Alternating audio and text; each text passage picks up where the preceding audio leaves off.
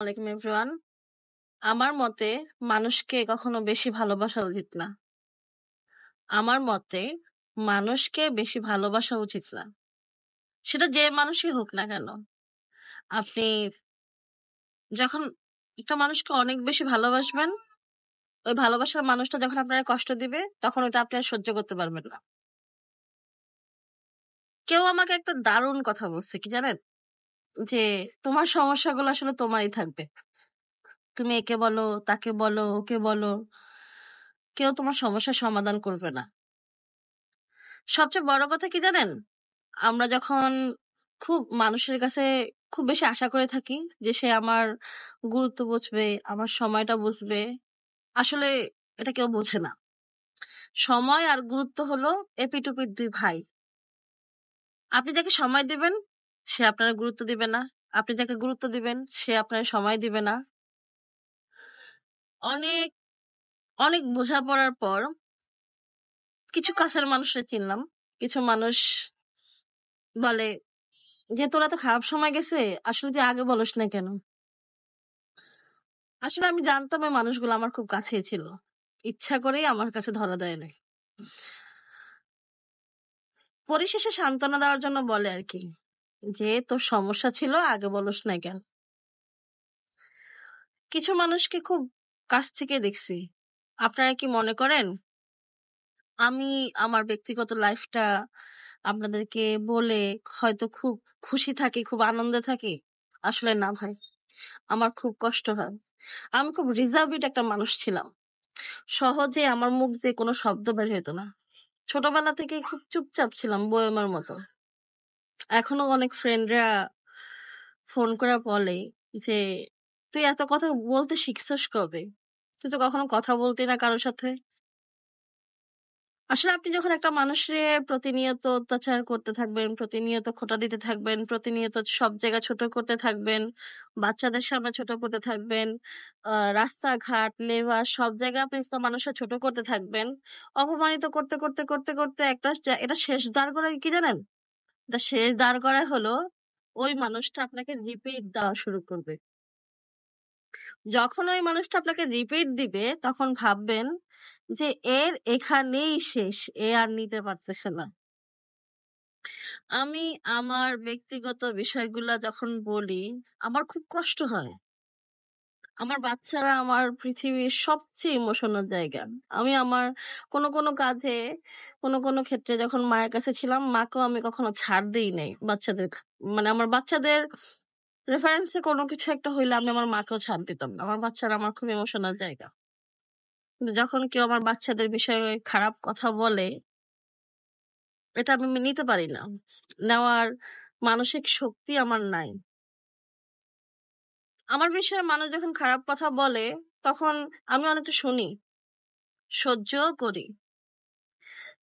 সহ্য করতে করতে করতে করতে একটা সময় যে আমার দেওয়ালে পিঠ থেকে যায়। যখন পিঠ থেকে যায় তখন আর নিতে পারি না, তখন উল্টাপাল্টা বকা শুরু করি। আসলে ভিডিও কন্টেন্ট বানানো, এই কন্টেন্ট প্রফেশনে আসাটাও আমার ইচ্ছা ছিল না। মনের ইচ্ছার বাহিরেই এই কন্টেন্ট প্রফেশনে আসছি। কারণ আল্লাহর রহমতে আল্লাহ আমারে এত গুণ দিছে যে আমি অন্যান্য অনেক কিছু করে খাইতে পারবো।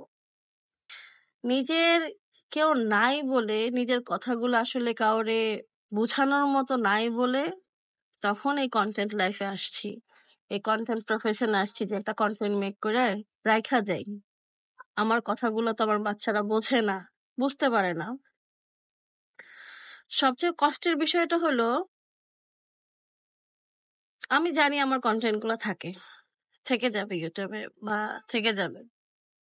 আপনি যখন দেখবেন যে আপনার একটা জায়গায় আপনার কোনো গুরুত্ব নাই, একটা ভালোবাসার মানুষ নাই, কথা বলার মতো কেউ নাই, ভালোবাসার মানুষ না থাকুক, অ্যাটলিস্ট নর্মাল কথা বলার তো একটা মানুষের প্রয়োজন হয় আপনি একটা জীবনে বাঁচতে গেলে। তখন আপনার ভিতরে এমন একটা যন্ত্রণা হবে, এই যন্ত্রণাটা আপনি সহ্য করতে পারবেন না। যন্ত্রণা সহ্য করার মানসিক ক্যাপাবিলিটি আপনার ভিতরে থাকবে না। সমস্যা সবারই আছে, সবারই সমস্যা হয়। তো আমার সমস্যাগুলো অ্যাটলিস্ট এত বেশি হয়ে গেছে, আমি মানে আর নিতে পারতেছি না একটা মানুষের, মানে হয় না যে একটা কি বলে এটাকে, মানে ভোল্টেজ নিতে নিতে নিতে ওভারলোড যখন হয়ে যায় তখন তো বিস্ফোরণ হয়ে যায়, ট্রান্সফরমার ফেটে যায়। কারণ আমি ওরকম জাস্ট ফেটে গেছি আমার ভিতরে, এখন আর আমি আর নিতে পারতেছিলাম না, তখন এই কথাগুলো আপনাদের সামনে এসে বলি। আমি অনেক ভেবে চিন্তা ডিসিশন নিয়েছি যে আমার আর ব্যক্তিগত কোনো কথা নিয়ে কোনো কন্টেন্ট বানাবো না, আমি অন্যরকম কন্টেন্ট বানাবো, আপনারা অন্যভাবে আমার দেখতে পাবেন। তো পরিশেষে এটাই বললাম যে এই কথাগুলো আমি বলতে চাইতাম না, আমি খুব রিজার্ভড একটা মানুষ, খুব রিজার্ভ, চুপচাপ থাকার মতো মানুষ। তো আপনি যখন দেখবেন একটা ডেলিভারি রুগী, তার ডেলিভারির সময় পার হয়ে যেতেছে 1 সপ্তাহ 2 সপ্তাহ, অবহেলায় অবজ্ঞায় রাখতে রাখতে থাকতে থাকতে মানুষটার চিকিৎসা না হইতে হইতে মানে পেটের ভিতরে এত বেশি যন্ত্রণা হইতেছে, লাস্ট পর্যন্ত সে নিজে অপারেশন থিয়েটারে যে নিজে বন্ডে সাইন করে ডেলিভারি করতে যায়, তখন এই সহ্যগুলো আপনি নিতে পারবেন না, আপনি এই এই কষ্টগুলো আপনি নিতে পারবেন না। যখন দেখেন সারা সমগ্র পৃথিবীর ভিতরে আপনারে জাস্ট তুচ্ছ হিসাবে একটা খড়কুটার মতন ব্যবহার করে গেছে, তখন আপনি আর ব্যবহার করতে পারবেন না, আপনি এটা নিতে পারবেন না। মানে একটা মানুষকে আপনি মানসিক যন্ত্রণা দিতেছেন, আপনি জানেন আপনার ব্যবহারে একটা মানুষ মানসিক যন্ত্রণা পাইতেছে, তখন আপনি আর এগুলো নিতে পারবেন না, তখন আপনি কি করবেন নিজেও বোঝেন না। আসলে আমাদের মানুষ জাতির ভিতরে একটা মানে উল্টাপাল্টা একটা সাইকোলজি চলে। মানুষকে আল্লাহ তাআলা সৃষ্টি করছে ভালোবাসার জন্য, আর টাকাকে তৈরি করছে ব্যবহার করার জন্য। আর আমরা মানুষরা টাকারে ভালোবাসি, মানুষকে ব্যবহার করি। একটা জায়গায় আপনি যখন এফোর্ট দিতে দিতে দেখবেন যে 17-18টা বছর আপনি একটা মানুষের পিছনে এফোর্ট দিছেন, মানুষটা শেষ পর্যন্ত আপনাকে শূন্য করে দিয়ে চলে গেছে, তখন আপনি আসলে কি করবেন? তখন এই বিষয়গুলো আপনি নিতে পারবেন না। পরিশেষে এটাই বলতেছি যে দেখেন, মানুষ কিন্তু ইচ্ছা করে তার মানে যে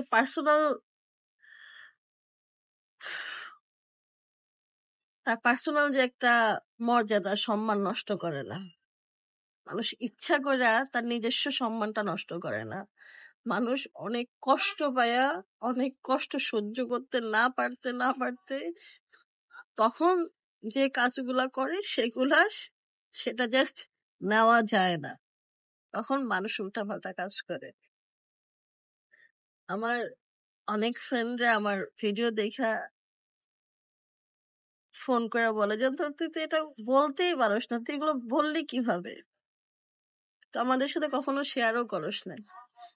তো এইটাই বললাম পরিশেষে যে মানুষ ইচ্ছা করে সোশ্যাল মিডিয়াতে তার পার্সোনাল লাইফটা আনে না, পার্সোনাল লাইফটা সম্পূর্ণ সম্মানের অন্য জায়গায়,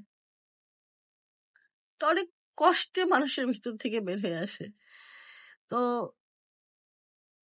আমি অনেক ঠান্ডা মাথায় চিন্তা করে দেখলাম যে আসলে না, আমার হয়তো বা এটা ভুল হইতেছে, বা হয়তো বা আমি তো কারোর সাথে শেয়ার করতে পারি না, মানে মা বাবা থাকলে মা বাবার সাথে কথা বলা যায়, হাজবেন্ড থাকলে হাজবেন্ডের সাথে কথা বলা যায়, বা অমুকের সাথে থাকলে অমুকে কথা বলা যায়। আমি আসলে কারোর সাথে কথা বলতে পারি না, এটা আমার অনেক বেশি সৌভাগ্য। আমার মতে, আমি সবাই একটাই কথা বলবো, আমার মতে মানুষকে না খুব বেশি ভালোবাসা উচিত না, আর সবার আগে নিজের পায়ে দাঁড়ানো উচিত, যেটা আমার অনেক বেশি। নিজের পায়ের নিচের মাটিটাকে নরম রেখে অন্যের পায়ের নিচের মাটিটা শক্ত করতে যাবেন না, এটা অনেক বড় ভুল। আমার হোল লাইফে এই একটাই ভুল, আমি আমার নিজের পায়ের নিচের মাটিটা শক্ত না করে অন্যের পায়ের নিচের মাটিটা শক্ত করছিলাম। পৃথিবীতে কোনো মানুষকে অন্ধবিশ্বাস করবেন না, আই রিপিট, পৃথিবীতে কোনো মানুষকে অন্ধবিশ্বাস করবেন না। এই বিশ্বাসের জায়গাটা সবাই রাখে না। কোনো মানুষকে আপনি যখন সব কিছু দিয়ে উজাড় করে ভালোবাসবেন, সে আগে সবার আগে তার নিজেরটা চিন্তা করবে। সে সবার আগে তার নিজের ভালো মন্দ, তার লাভ ক্ষতি সে একবারও দেখবে না আপনি কি বেঁচে আছেন নাকি মরে গেছেন। যাকে নিজের সবকিছু ভাববেন যে এই মানুষটা আমার জীবনের সবকিছু, সে সবার আগে চিন্তা করবে আপনার এই দিয়ে তার লাভ হবে কি, তার লাভের কথা আগে চিন্তা করবে, সে কতটুকু লস কতটুকু লাভ। আমার এই হোল লাইফে আমার বেশি কিছু চাওয়া ছিল না, যে একটা মানুষ অনেক বেশি চাহিদা সম্পূর্ণ মানুষ, যে আমার অনেক বেশি কিছু চাহিদা না।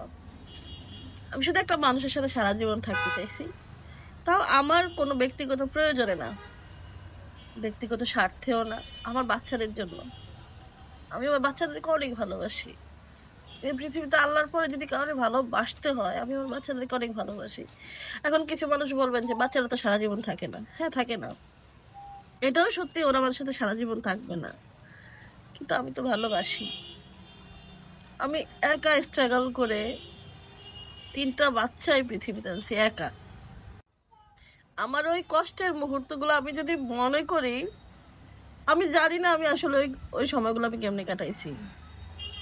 একা একা লেবার রুমে যাওয়া, একা একা অপারেশন থিয়েটারে ঢোকা, একা একা ডেলিভারির পর ওই সেলাই অবস্থায় রান্না বান্না করা, ঘর গোছানো, বাচ্চাদের পরিষ্কার করা, নিজে পরিষ্কার হওয়া, খাবার তৈরি করা, এই হাসপাতাল থেকে ওই হাসপাতালে, এই রাস্তা থেকে ওই রাস্তায় একা একা যাওয়া। আমি জানি না এই সময়গুলো আমি কিভাবে পার করছি, কিন্তু এই কষ্টগুলো আসলে আমি কোনোদিন ভুলতে পারবো না। আমার পক্ষে ভোলা সম্ভব না। আমি কখনোই এই কষ্টগুলো ভুলতে পারবো না। আমার বাচ্চারা যদি বেঁচে থাকে, আল্লাহ যদি ওদেরকে সবাই সম্পূর্ণ সুস্থভাবে বাঁচায় রাখে, আমার বাচ্চাদের কাছেও আমার বেশি কিছু চাহিদা নেই। আমার সাথে জাস্ট থাকুক, ওরা থেকে যাকে, এইটাই আমার জীবন। আমি টাকা সম্পদ বাড়ি গাড়ি এগুলো নিয়ে আমি কখনো চিন্তা করি নাই। আমি যদি এগুলো নিয়ে চিন্তা করতাম, আগে সবার আগে আমি আমার ক্যারিয়ার দাঁড় করাইতাম। আমি এটা করি নাই, এটা আমার ভুল, আমার ফল্ট। পৃথিবীতে প্রত্যেকটা মেয়ে বলতেছি, আগে নিজে স্বাবলম্বী হবেন। আপনি যদি রিক্সাওয়ালার মেয়ে হন, তাও নিজে স্বাবলম্বী হন। আপনি যদি কোটিপতির মেয়ে হন, তাও নিজে স্বাবলম্বী হন, কারণ বাবার সম্পদ আপনি তো নাও পাইতে পারেন। নিজে স্বাবলম্বী হওয়া অনেক প্রয়োজন, অনেক অনেক দরকার। তাই অনেক অনেক কষ্ট হয়তো বা প্রকাশ করতে পারি না। আমার যখন মা মারা গেছে,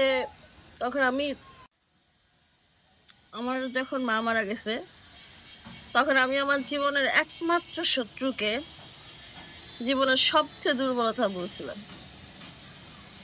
একমাত্র শত্রুকে জীবনের সব দুর্বলতাগুলো বলছিলাম।